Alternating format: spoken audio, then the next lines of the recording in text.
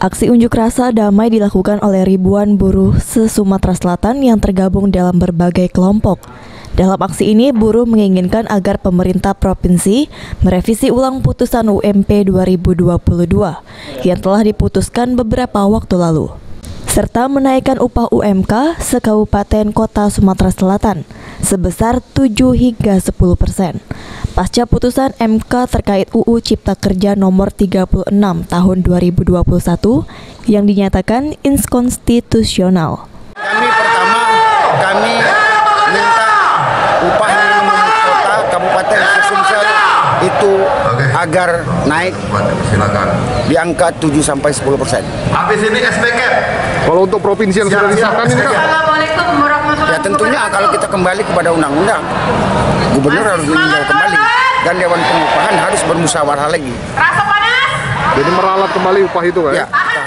Atas aksi unjuk rasa damai ini, Gubernur Sumatera Selatan Herman Deru langsung menemui para buruh serta melakukan dialog dengan buruh.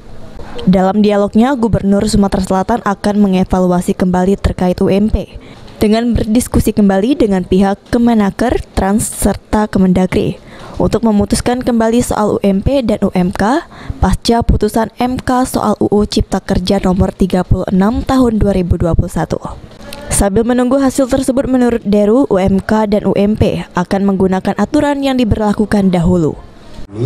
Nah, diskusi secara khusus dulu atas ajuan dari dulur-dulur galau ini, dan tentu kami nak diskusikan dengan pemerintah pusat, dalam hal ini Kemenaker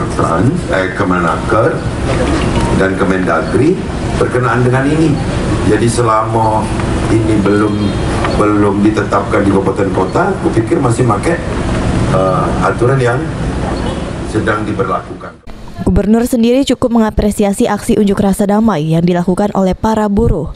Setelah mendengarkan putusan dari gubernur, ribuan buruh langsung membubarkan diri secara tertib. Firman Hidayat, PAL TV.